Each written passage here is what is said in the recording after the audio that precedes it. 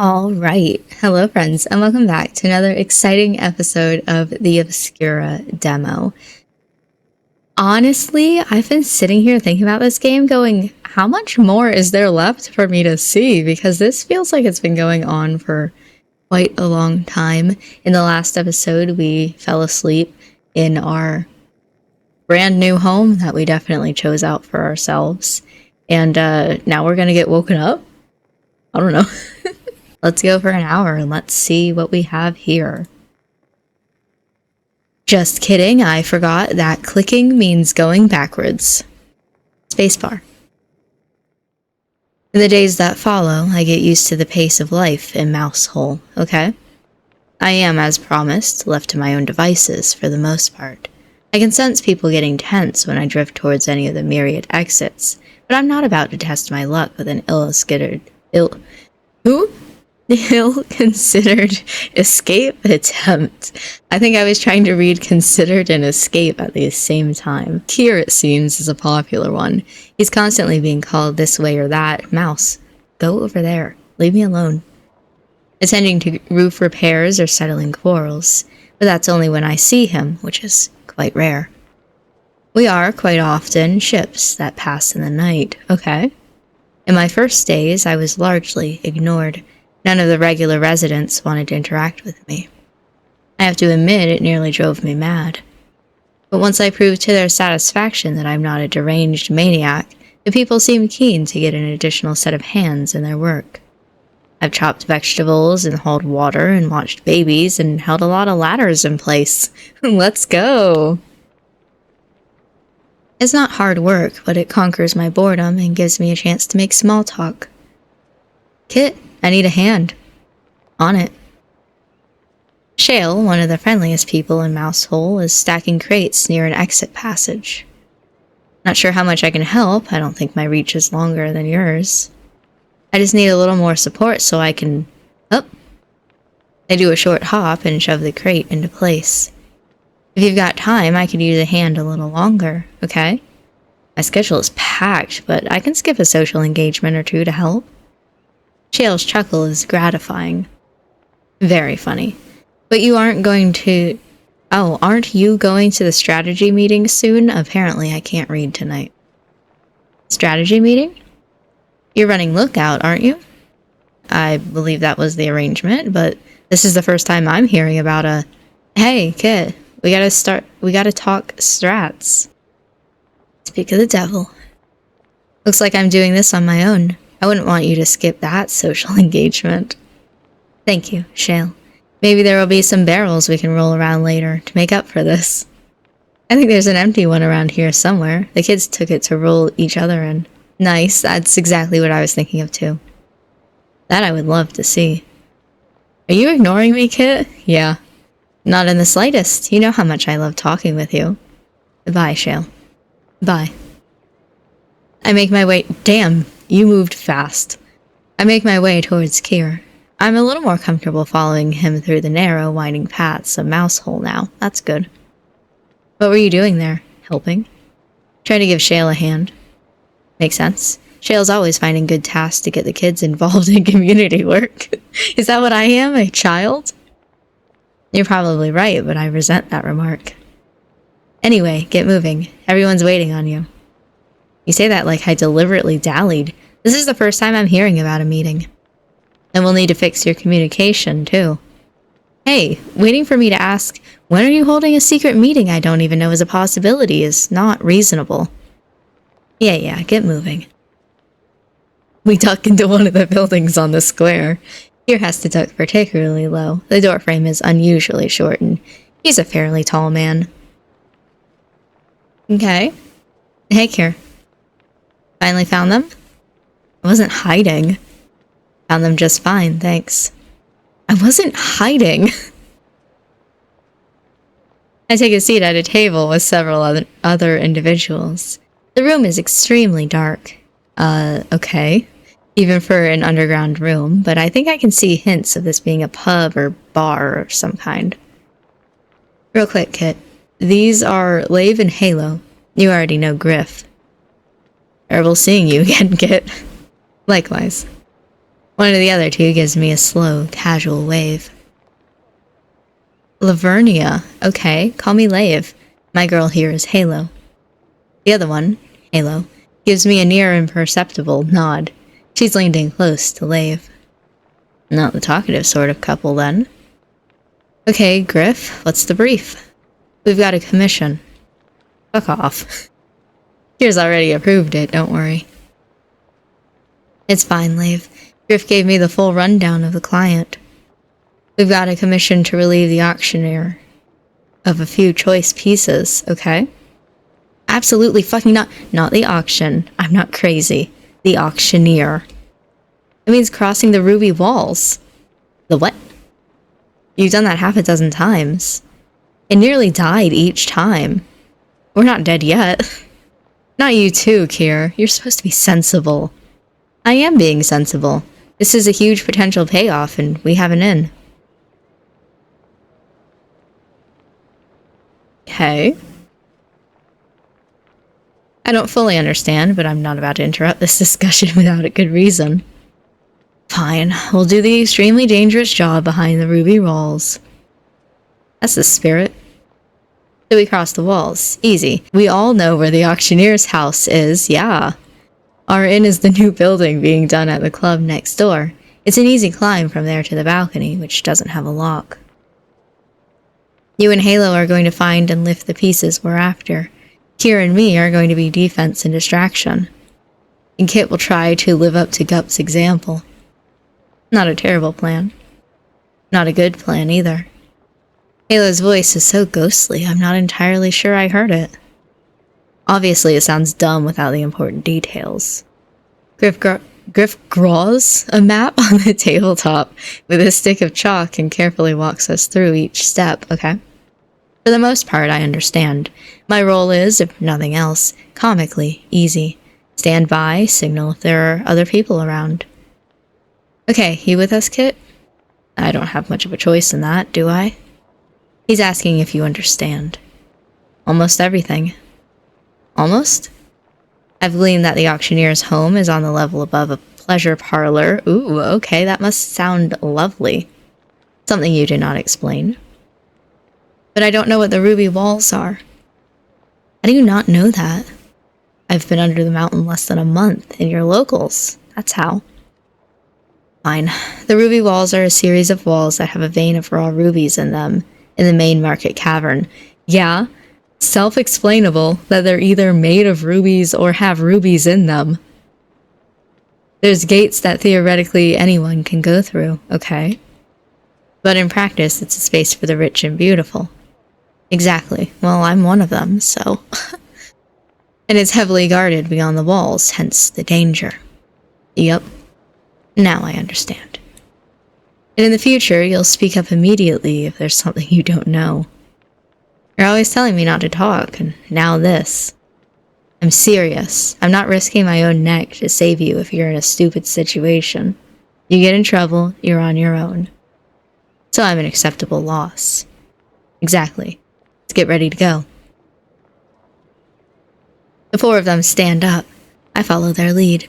My cloak is just barely fine enough to be worn beyond the ruby walls, but the other four take the chance to fancy themselves up. Ooh, okay. God, back in these awful things. Kier holds up a heavy, richly embroidered cloak. Imagining him in it is comical. Pfft. Laughing at me, Kit? Yes. Not even like a second to say no. Yeah. Huh. And you, Lave? She shrugs. They're right. You look stupid in that. It doesn't match. It really doesn't. I keep telling you, buddy, you're made of iron, not silver. Okay? Griff's already in his disguise. Like you're one to talk, you look like a child going through Daddy's closet. Griff's short stature and casual posture, leaning into Kier, is completely at odds with his jeweled hood and satin cape. Knowing what he's like honestly makes it even funnier. You look like you robbed Satine without a lantern.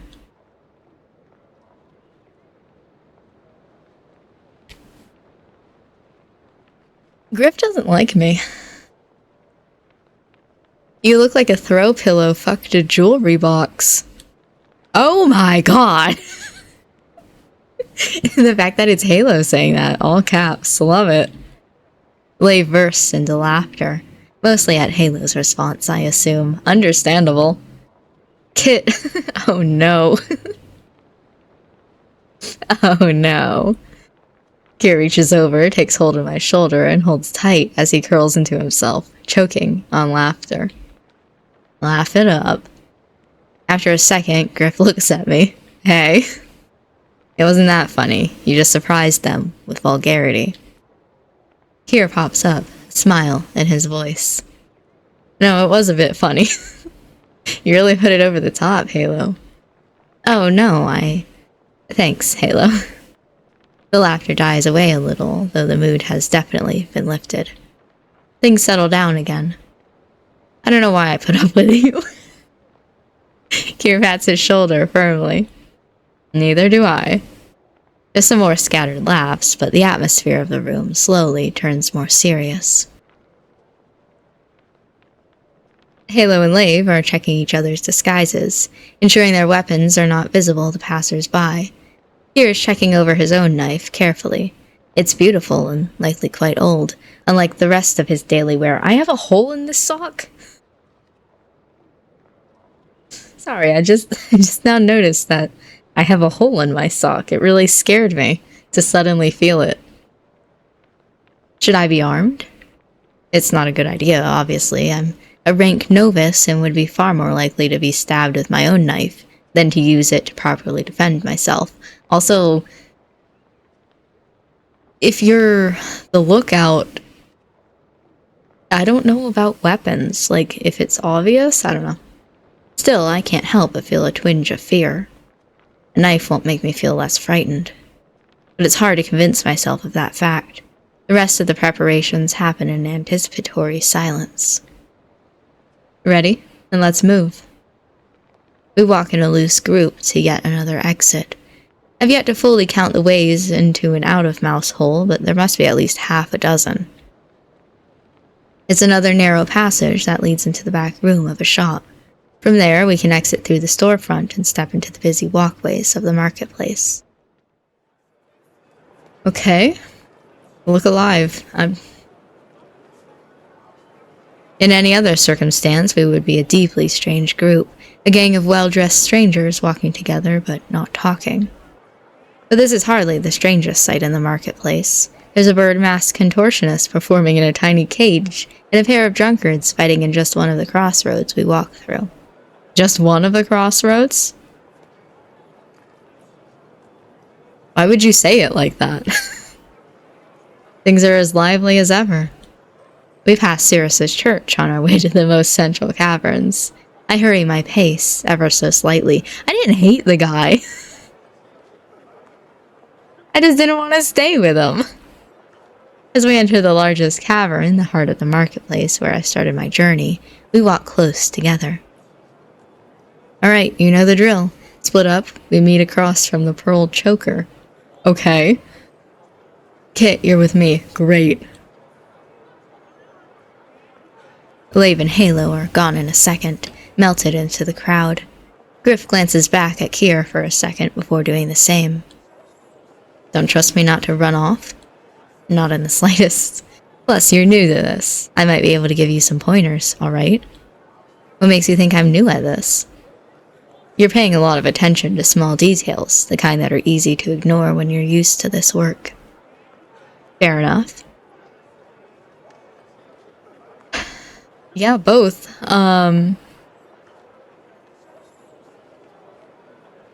I guess more. I've never worked in an organized group. In a project like this. But you have done this kind of work before. No, I just feel like the scariest part is working in a group. Because if I'm alone and I fuck up, oh well, that's on me. If I'm in a group and I fuck up, I fucked it up for everybody else as well. I thought we were supposed to leave our surface life behind down here. Leave it behind all you like. You're still quite comfortable working with us, I guess. Well, you have to survive somehow, right? And I doubt the auctioneer is someone who will suffer greatly when we're done with her. No, you won't have to feel bad for her when we're done. She's someone who would sell literally anything if it means getting a cut. So it sounds, but okay. And what will we do with our finds? Sell it to a different asshole who'd do anything for a cut. I think you'll like him, though. He's got a tongue as quick as yours. Thanks. Is that all you think I am? And maybe if you talked less, I'd understand you more. Weird thing to say, okay. Not a chance. Worth a try. And here are the walls. Take them in. Rubies. My first impression is that they're nothing special. Stone walls about twice as tall as the average person, smooth enough to be nearly impossible to climb barehanded. And then I noticed the flickering lights. The rubies in the stone have been dug around and polished where they sit, so they catch the light, okay? They glimmer like candles, but the color is richer and redder than any fire. There are hundreds, possibly thousands of them. It's subtle and beautiful. And here's our gate. Brace yourself. Kier seems to set his shoulders and marches forward, leaving me to hurry and catch up to him. Beyond the ruby walls, things are still— I keep wanting to say ruby rolls for some reason. Things are still busy, and it's not as though there's anything to muffle the sounds of the rest of the marketplace. But there's still a noticeable change. The rest of the marketplace has people hawking their wares, shouting at potential buyers and cajoling them to buy. Here, the people standing in front of the businesses don't shout. They offer samples, or display their wares, pose at and flirt with passerby. But there's no shouting. I suppose if you have a business here, you don't need to shout to get attention. It really is different. There's nothing in the world like the jewel box, okay? It might have been said in admiration, except Kier's voice is oozing bitter disdain. Kier and I walk side by side, taking a few turns to avoid a direct path to the pearl choker. He stops to look at perfume bottles and little ivory statuettes. I pause near a window blazing with light. A lantern shop. You know the plan. I know the plan. You know where to hide. I know where to hide if you foul up everything. But you won't, will you? Your lips to the moon.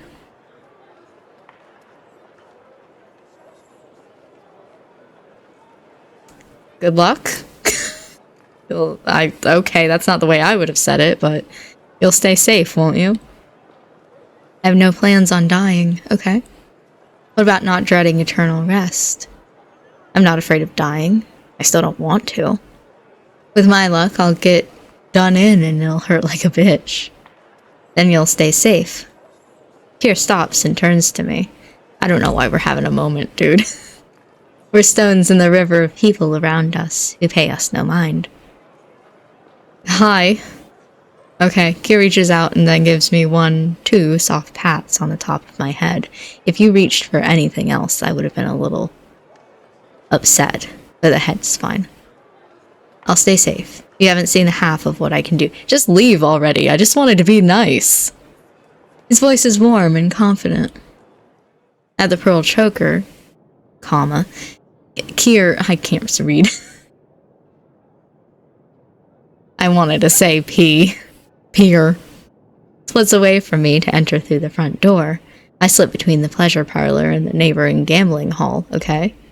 Both businesses are high class, with beautiful fronts and charming staff, and I swear I can hear a live band from one of them. But it doesn't matter how pretty the buildings are, all alleyways are the same. There's a vague sense of grime and hostility.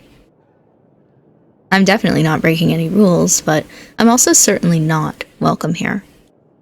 Oh, that's never stopped me before. Yeah, apparently I'm a thief. If things have gone to plan, Leave and Halo broke into the apartment above the pearl choker by climbing the new attachment to the gambling house and jumping the gap. Griff and Kier are going up through the inside, using a staff passage, okay? And I'm keeping watch, signaling whether the alleyway is clear or not through a simple set of gestures. Holding one arm, there are people in the alley. Holding both, there are guards or staff in the alley. Okay. Arms relaxed, no one but me here. It's not complicated, but I do have to keep an eye on both ends of the alley and signal consistently.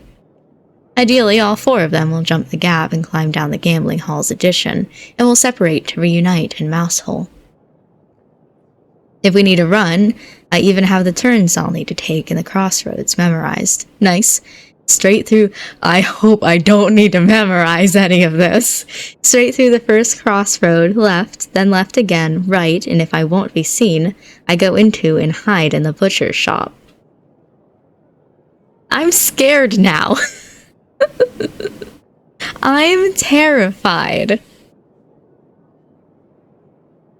I think I'm gonna write it down, just in case. I wasn't thinking anything of any of this until you gave me directions, and they sound serious, so I wrote them down. And hopefully we're good. Oh. Well, I just wrote it down, so I'm gonna say it's burned into my memory. Also, I feel like if it was me personally, I would not write this on my arm, because I'd be afraid I'm either gonna get caught, like somebody looks at my arm, or it's gonna get messed up and I'm not gonna be able to read it, right? It's burned into my memory, hopefully. At least I have a plan. I lean against the gambling hall wall. This one is made of stone, beautifully cut and polished and scratched with all sorts of graffiti. People never change. Yeah. Always marking that someone had been here, that Agatha has great tits, that Darvin fucked his mate. Delightful. I'm alone in the alley. I drop my arms and wait. Oh no, do I have to remember the arms too?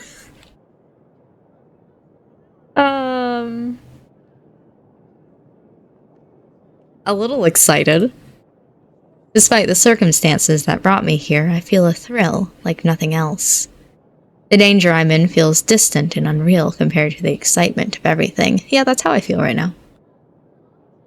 But for the moment, I have to put those feelings away. For a short while longer, I'm completely alone.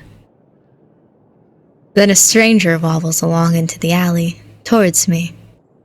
Hey. Hey, are you gonna be doing this the entire time? That's really funny. Oh no, you stopped. Damn. Mind if I smoke? Not at all. Want any? She holds out a little pouch of herbs. I recognize it on sight. Sweetgrass. I've had it plenty of times. Oh, okay. I've had it plenty of times before, back on the surface. You smoke it with others to build bonds. Okay. As loose herbs like this, it softens the hard edges of stress. Not enough to addle the mind in any way, just enough to make connection easier. I do have to focus on the arms. It's one for people, but not necessarily staff or guards. I let my arm rest against my torso and grip my elbow firmly. Sweetgrass, right? You know it? Every teen learns to grow it where I'm from. Damn. Lucky you. I only found the stuff down here. I'm gonna say no. It's a kind offer, but I have to say no. Fair enough. More for me. She rolls her tab with quick, clever fingers. Even if she's new to the practice, she's clearly gotten good at it. She strikes a match. I can smell the faint sweetness of the smoke. I keep turning my gaze to either end of the alley, still focused on my mission. What are you here for? I don't know what I'm gonna say. Buying. Yep, okay. What you buying? Nothing, as of yet. And you? I heard there was a fortune won in the gambling halls here every hour. But I'd try my luck. Okay. And how has your luck fared? I'm about to get a big win. I can feel it. Okay. Not well, then. May the lunar god smile on you. Oh, you're a loony? Yeah. Crazy. There's a few people milling near the alleyway entrance. I can't tell what sort of people they are.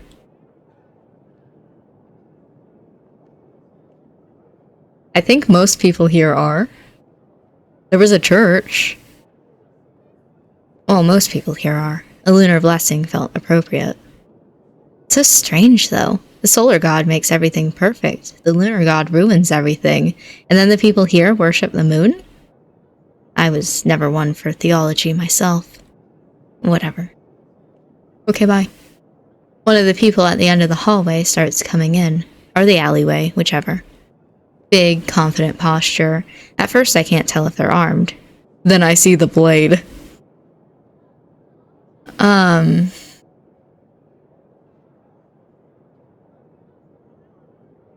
Both arms? The blade makes me think both arms. Drop my arm. I'm fine. Don't worry. They get closer. Hey. Yeah? Any reason you're loitering back here? Oh, I didn't realize we were loitering. We were just having a break. Yeah, we were sharing some sweetgrass. I was not partaking, but yeah, we were sharing. Want any? She rummages through her bag, but the stranger cuts her off. No. They point at me. I didn't see you in the hall earlier. I wasn't in the gambling hall. Then where have you been? Here. Proof? Well, I've been here with them for a while now. Nice. Mind if I ask a few questions? Go ahead. Definitely some kind of security force. Did you come here alone? Come where? This alley? To the jewel box.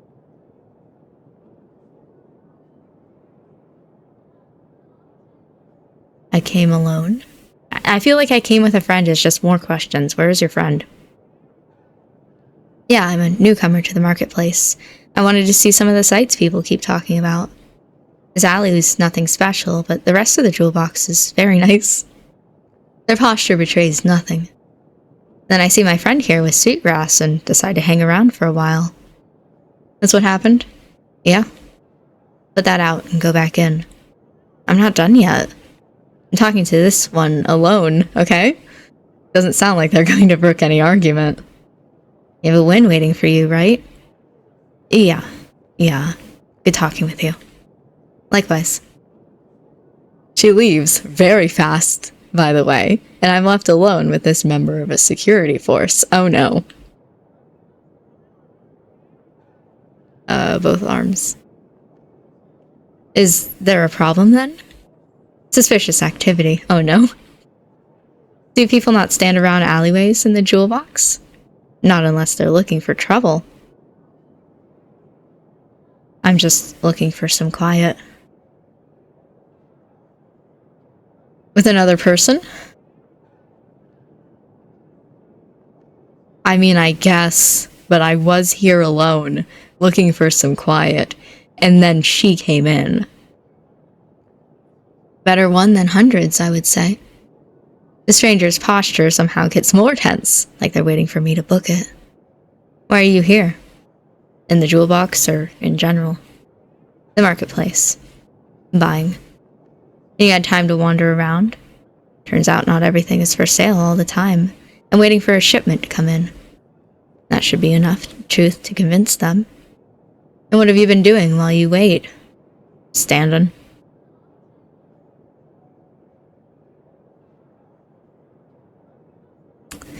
Seeing everything the marketplace has to offer, or minding my own business. Minding my own business sounds kind of combative. You know? Seeing everything the marketplace has to offer. I've been everywhere. Even if I'm not buying, it's incredible to see everything there is to offer. The staff at the Leaping Bear have been very good at advising me where to go. No answer, but that's better than a bad one. Open up your cloak. This is where if I had it written down on my arm, ooh. What? I need to check you for dangerous objects. Well, I don't have anything, so. Go for it. Good thing I didn't take a knife. I open my cloak and put up with the security officer examining me with almost intimate closeness by lantern light. Ooh. It's uncomfortable, but there's only so much I can do. I did consent to this, technically. As you can see, I'm just an ordinary traveler. I agree that you're not carrying any weapons. You're free to go. Sorry? You can leave now. My first instinct is to tell them that I want to stay here, but that's not going to go over well. I'm waiting for someone here. Then wait in the tea parlor across the road. They're out. I'd rather not. They stare at me. I suppose they're trying to parse exactly what I'm thinking.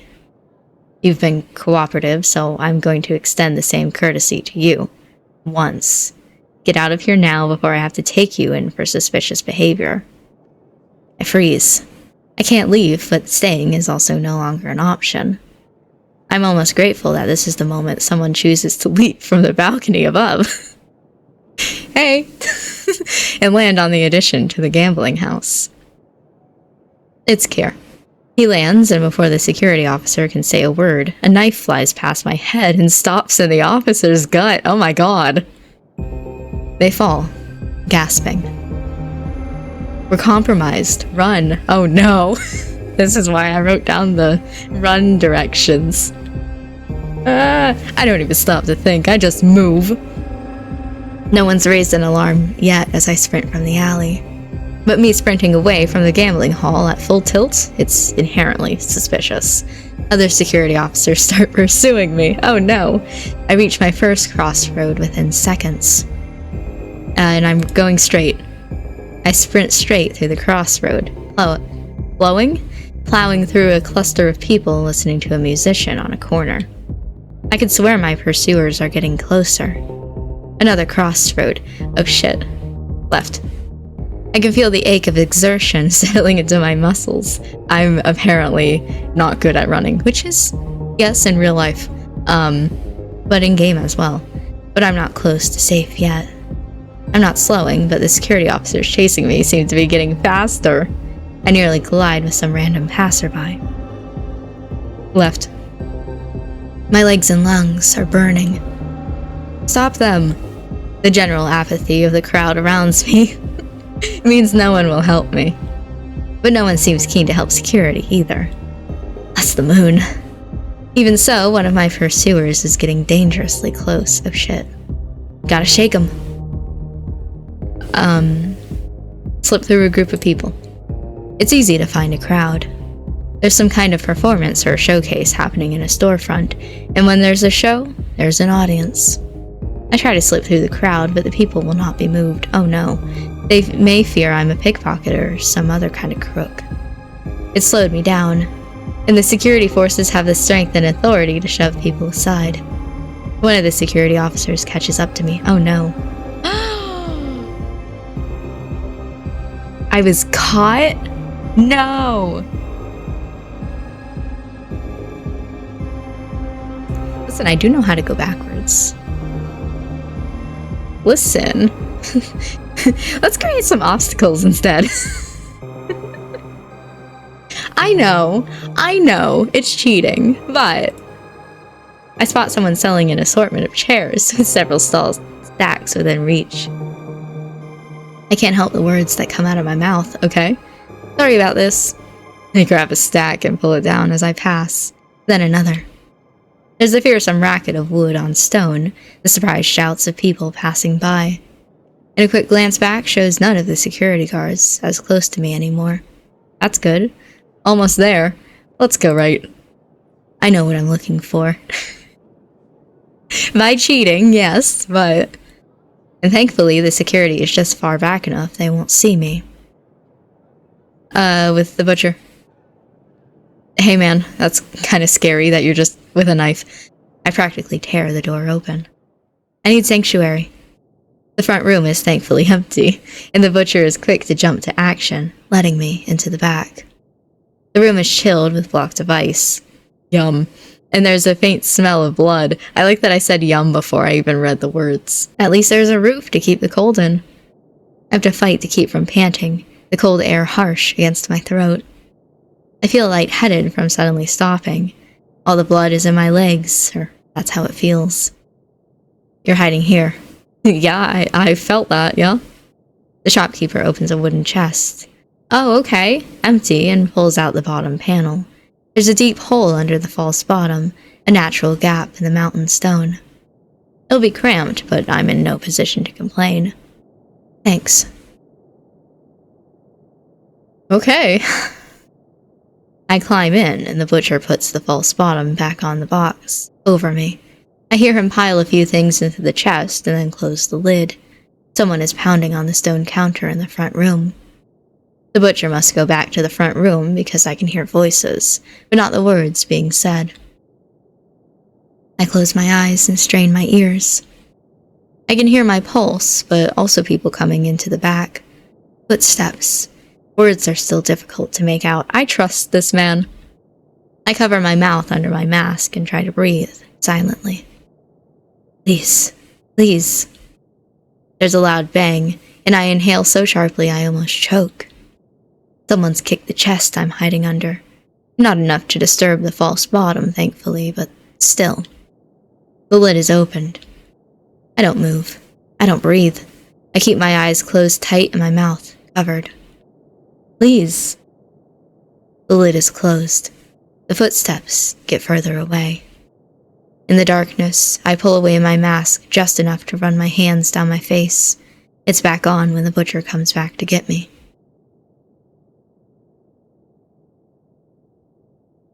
You stay in here? For an hour or two, if that's all right with you. Listen, they told me, butcher. I trust in that. They wouldn't lead me wrong. I would lead myself wrong by going into a crowd instead of pulling down things. Don't touch the goods and you can stay, alright? Thank you. A few hours in the cold, alone with my thoughts, is not fun. But it's a relief compared to the escape I just endured. When I feel like the coast is clear, I leave the butcher and make my way to the safer side of the ruby walls. I have to meet Kier and the rest now. And ask, what the fuck, guys? I was doing everything right. I didn't think that I would have to run. It's fine. When we reunite, it's in the rundown pub in the mouse hole. Hey, Kit, what took you so long? Do you care? I was hiding in the butcher shop, waiting for things to cool down. Why were you... Good job hiding, Kit. We only just got here ourselves. Damn, everybody took 2 hours to come back? I realize exactly what's going on a second later. Okay. Here, you shithead. Fine, take it out on me now. Did my running around as a distraction actually do anything? It was a guarantee. But we were already done with the hardest part of the job. You were duped. Kier wanted to be absolutely sure we'd be safe and used you to do it. Thanks, bud. I almost died. And risked my life in the process. If anything went wrong, I would have been killed. He would have. Aren't we all so glad I went back and cheated? His cool acknowledgement only serves to heat up my temper. And he didn't hesitate for a second to send me on an especially dangerous, unnecessary job just because I'm your least favorite.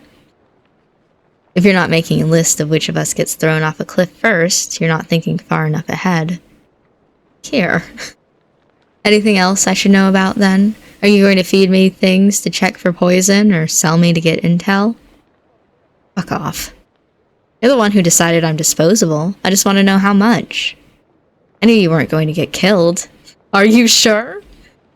You don't need me to tell you that you're quick thinking and fast on your feet.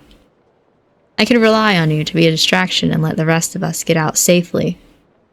But you couldn't let me know what I was doing. No, I couldn't trust you to do it if you knew what I was asking. Maybe I just won't do anything you tell me to do then, unless I understand why. I cross my arms.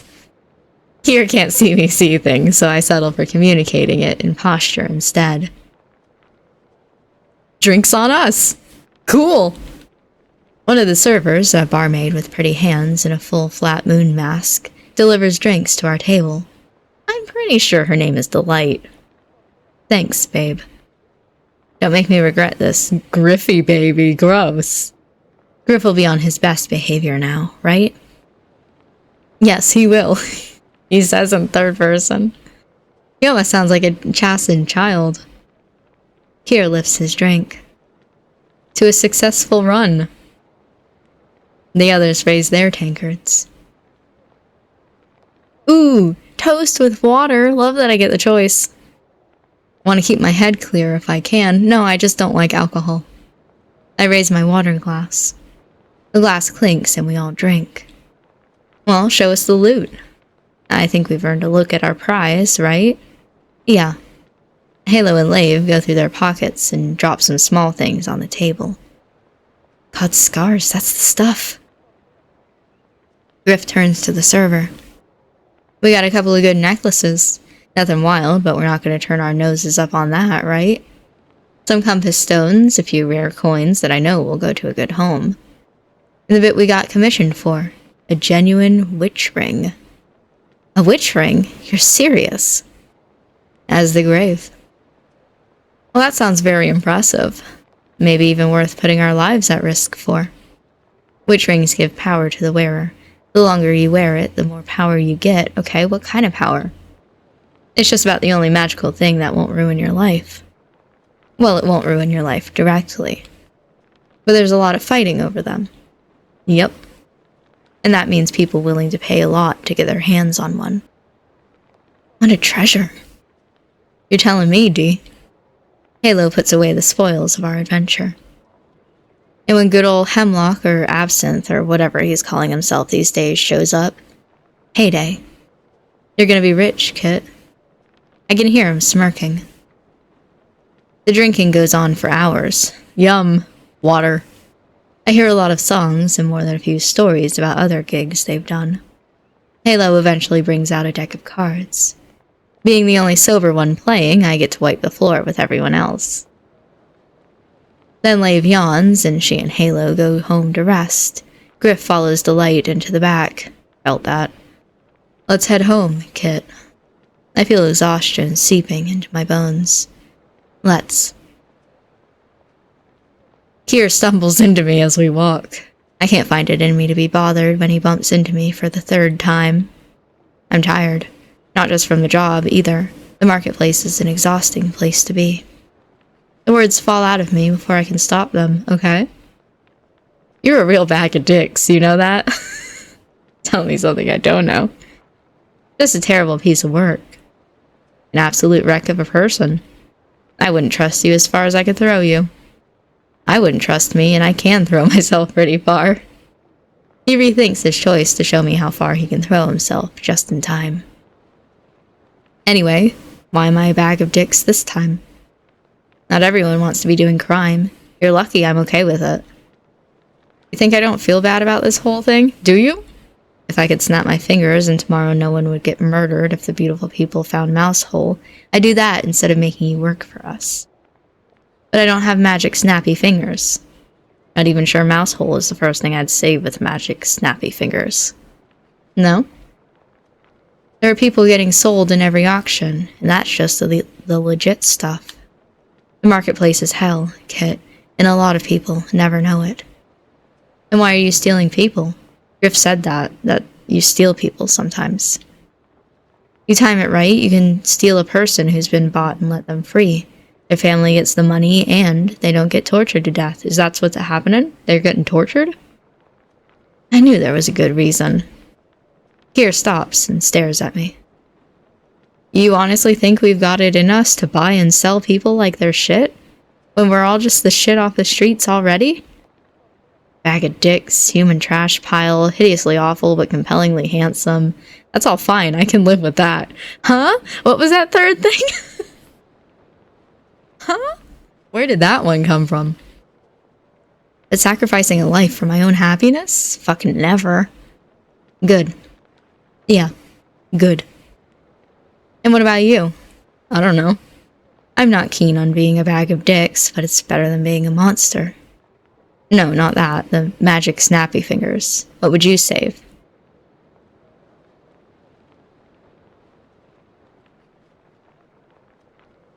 I do like the downtrodden. That's poetic in a way.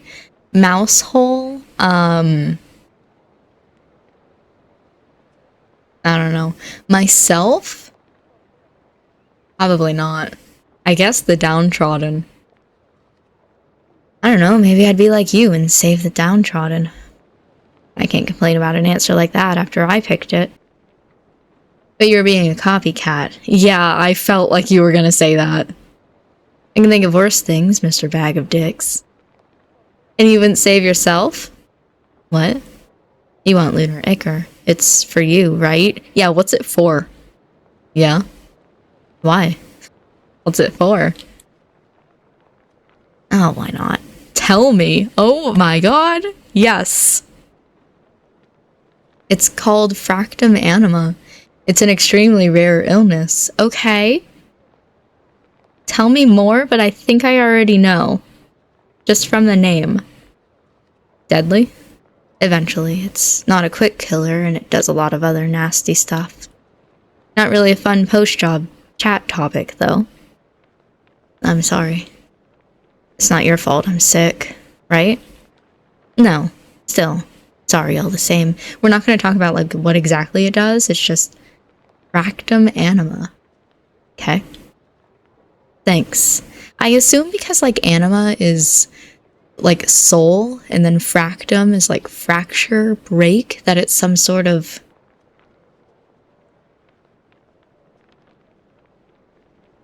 soul splitting. I don't know how to describe what I'm thinking of. Like, imagine glass is the thing that I'm thinking of, but it's your soul, your livelihood? I don't know. Depends on where they take it. It feels good for someone down here to know about it, what I'm going through. The house with the blue shutters is right before us. He puts a hand to the wall of the house and murmurs something softly into the walls. Nice house. Kind house. Then Kira unlocks the door and lets me in. Welcome home, Kit. Thanks. He's still standing in the doorway. It's an arresting image, this man who is ruthless and generous in equal measure, welcoming me into his home both as a kindness and blocking the door because I'm a prisoner. Then he reaches for my face. What kind of... He drops his hand on my head. Okay, because my first thought was like... I was like, no. I am wearing a mask, that is fair. I refuse to flinch away, and instead of touching my mask, as I feared, he drops his hand on my head. I get a CG of this? Is this going to be a habit of yours? Exactly what I was thinking too. Like, is this your thing? He pats the top of my head once, twice. Might be, yeah. I'm not a child. You're not. I am very short, though, I will say. He doesn't stop. You're continuing? You're sure fun, though. Thanks. He huffs out a little laugh. What is this moment? Despite everything, you're a good egg. Thanks. Despite everything? You talk too much, you're sarcastic and mouthy. Point taken. But still, good egg. Thank you. He takes his hand away. Alright, enough of that sappy stuff. I'm tired. He closes the door behind him and heads for his room, scooping up a snack. I'm left alone in the room. I'm exhausted, but I do feel a weight coming off of my shoulders. For now, it's home. Best end. Yay! I didn't even know that there were different endings. I mean, I assume if I got caught and I would have died, like, I could see that. But I wasn't thinking that there was, like, good end, bad end, best end sort of thing. That's nice. Okay. Proud of myself. To be continued. Yeah, you're right. I'm just waiting for, like, the title screen. Chapter 1, The Descent. The creators. First time I'm hearing music. All game. Nice. Okay. Some credits. Lovely.